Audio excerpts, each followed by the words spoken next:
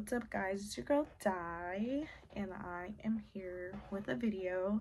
I have not posted in a while, and it's a reason why I didn't post.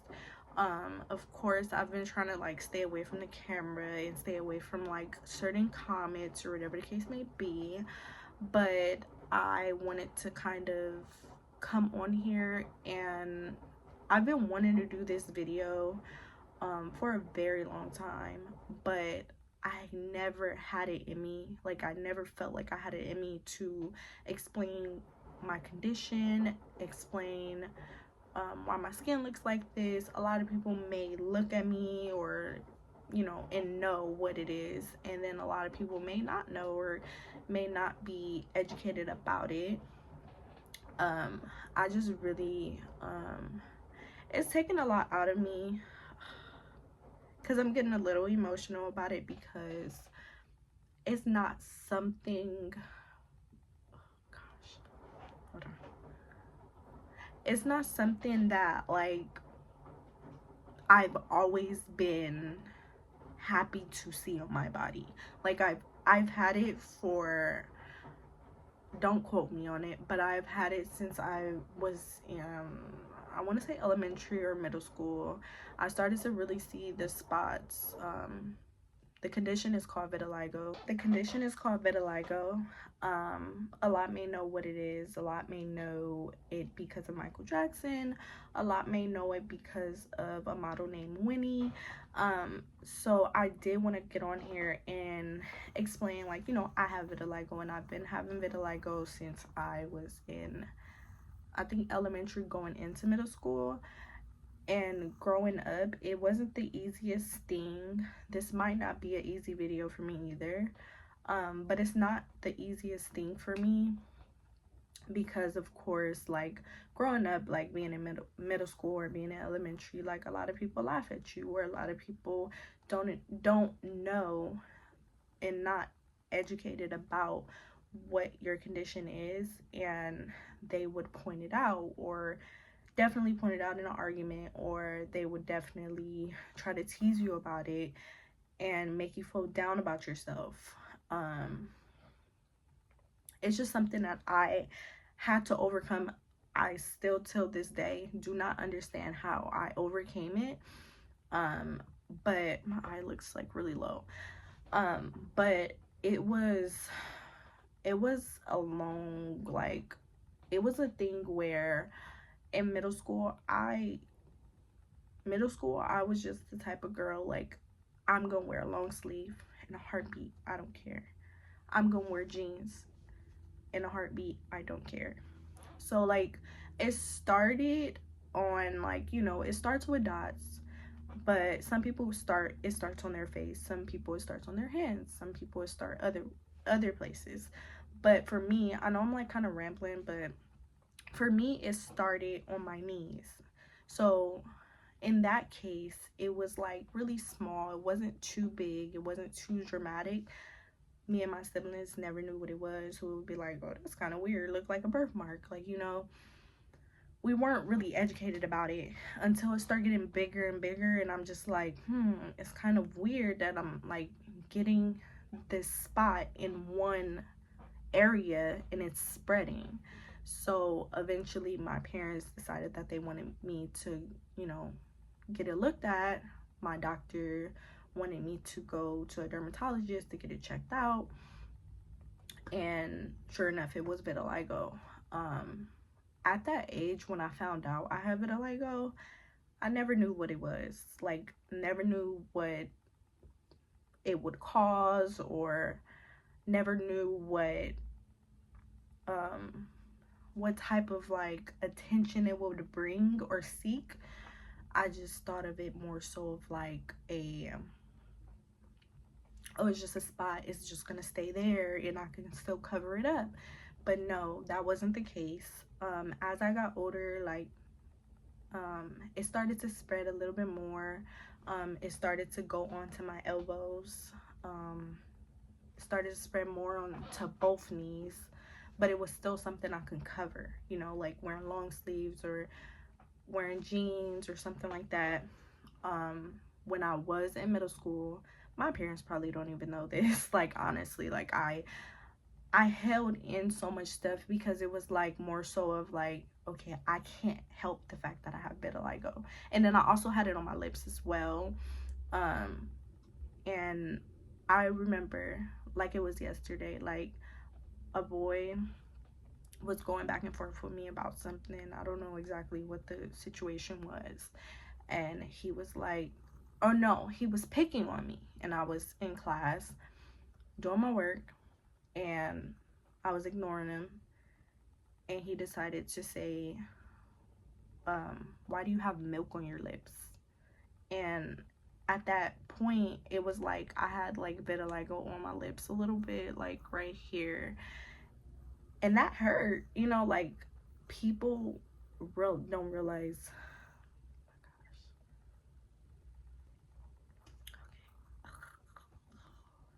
People don't realize that particular things hurt. And that day, I can honestly say, like, that was the day. Oh my gosh, look like I just got punched in the eye and I did not. But my eye is hurting. Sorry. But that day moving forward, I grew insecurities. Um, it was something that like I just grew insecurities because of it. Like I just never really wanted to show my lips, never really wanted to, cause, and then also I was a cheerleader as well, so I didn't have a choice but to show my arms and my legs. I would hide it, like I would hide my legs and everything like that, or try to even tuck my legs and stuff like that. But of course, like my friend group, I can honestly say in middle school, my friend group were like amazing. Like my sixth grade, seventh and stuff, they were cool. Like, they never pointed out my vitiligo. And I feel like that is real friends. Like at that point, I needed that. I didn't need anybody pointing out the fact that, oh, why does your skin look different? Why do you have discoloration on your lips? Why do you have discoloration on your hands and stuff like that? I never needed that. So always, everybody, if you have kids, make sure your kids are not bullying other people. Make sure they know and they're educated about vitiligo. They're educated about other diseases or other health conditions, so that they don't put somebody down in that type of way. I've also had an episode where a boy that I was like that I liked, he liked me. um he decided to ask me. I really like can't remember exactly what he asked me. I think he pointed at my lips again and was like, why does your lips look like that? Why does your hands look, no, it was like, why does your lips look like that, and why do your knees look like that? And I ignored it. Like it was just something where if somebody asked me something, I just went into a shell. But I never like defended myself in that case. I never was the type to be like, mind your business. Like I was just this. When you talk about my vitiligo or something, that was where you could hit me where it hurt. Like that was something that you can get me like, oh yeah, you could hit her where it hurts with that. So yeah, like middle school was kind of tough. But then once I got into high school, um it didn't spread on my face, it didn't spread on my hands. um it spread it on my mouth, and it spread it on my elbows and knees.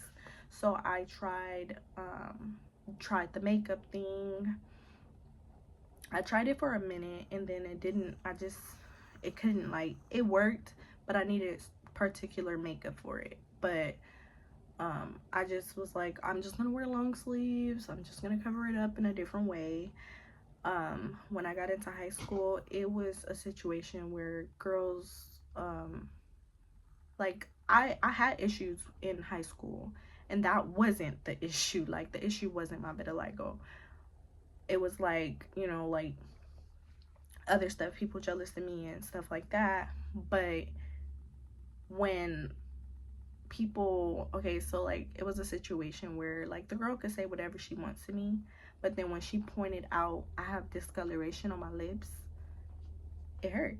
You know, like, I gained more insecurities as I got into high school, or like starting middle school, as I got into high school.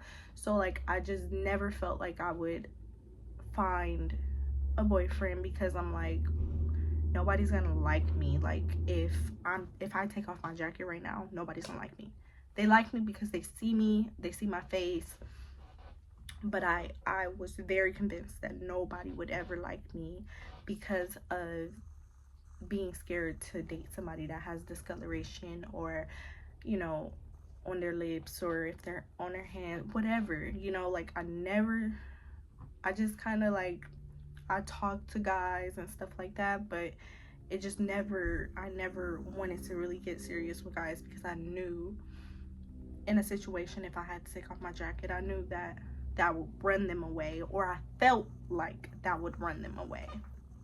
So um as I got into high school and moved schools and stuff like that, that wasn't the reason why I moved schools. It was a different reason, but I'm not gonna go into depth about it. But I got into a different school. Everything was good, or whatever the case may be. Um, Once I got into that school, that's when I met my current boyfriend at the time. Well, right now, who is my children's father. I met him. Um, I met him a lot, like before, like previously, but it was on Instagram. Everybody would meet on Instagram, or whatever the case may be, and we'll FaceTime and stuff. But I just knew for a fact I had to wear a jacket. I had to cover my arms. I had to cover my legs. I had to cover everything. So it was a situation where I was at school. After I got out of school, I was with my friends, and he texted me and was like, meet me at the park. I want to meet you. And I was like, I was really nervous, but I knew like I was already covered up, legs covered, everything covered, because of course, like going into school, that's how I dressed. So um so yeah, like I met him. He is a huge Michael Jackson fan. I never came out and told him like, oh, I have vitiligo. I didn't feel like I needed to do that. So on my birthday, I wore a jacket thing, but it was kind of see-through. So he tells me that that's when he knew like I have vitiligo. Eventually I opened up to him. That is literally, honestly, I've never opened up to friends. I've never opened up to anybody about me having vitiligo. He has been the only person I have opened up to about having vitiligo, and have been supportive since then. Like, he tells me I'm beautiful. He tells me he loves it. Like, and he's educated about vitiligo. So it's like, with him being educated about vitiligo and knowing what vitiligo is, and he's not embarrassed me, he made me feel, I still had insecurities about my skin and stuff like that as we were dating. I would still like cover up and stuff like that. But he made me come out of my shell to where it made me feel comfortable. To where it made me feel comfortable. Like, I was still kind of like apprehensive about like what I wore around like his family and stuff. Like, I would like still cover myself. And still to this day, I still cover myself, even though it is on my hands, it's on my arms, it's on my face, it's on my legs, it's everywhere. It's not something I could hide. It's not something that he wants me to hide, but he supports me. And that's the main thing. He understands, like, if I'm like, he's not the type of person, like, he's like the person that I like. He's supporting me through this time, or whatever the case may be, with like my vitiligo and stuff. Like, he knows, like, it tears me down. One minute I'm good with my vitiligo, the next minute I'm like, ugh, I'm very like insecure about my vitiligo. But he he was one of the people that was like, make a video, like, you know, but he never pushed me like, just come out and make a video. Like, no, he has never pushed me. He have never forced me to make a video about my vitiligo. This right here, I've been wanting to do for a while, but I just I never had the guts to come in front of the camera and be like, I have vitiligo.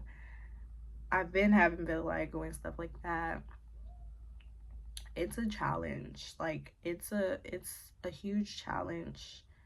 You'll, like, your insecurities are never, like, I feel like my insecurities are like, they're smooth, like, you know, because I know my family, I know Tyree, and I know my kids are very supportive. My kids don't look at me funny. My kids are not scared of me.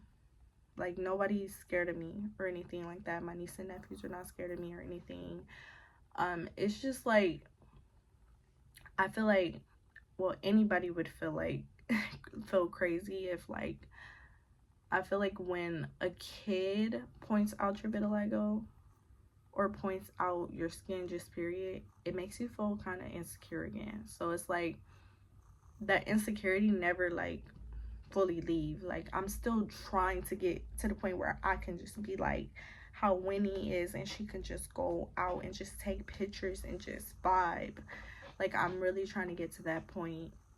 Really, really, really trying to get to that point. Like, this is a challenge for me. Nobody in my family has vitiligo. It's not a hereditary. I don't think it's hereditary. But like, I've always asked questions to my doctor. Like I've always asked questions to my kids' doctors, to my doctors and stuff like that, just to make sure my kids don't ever have to go through anything like this. Like, you know, I know what I went through, and I know how strong I was when I went through it and got through it.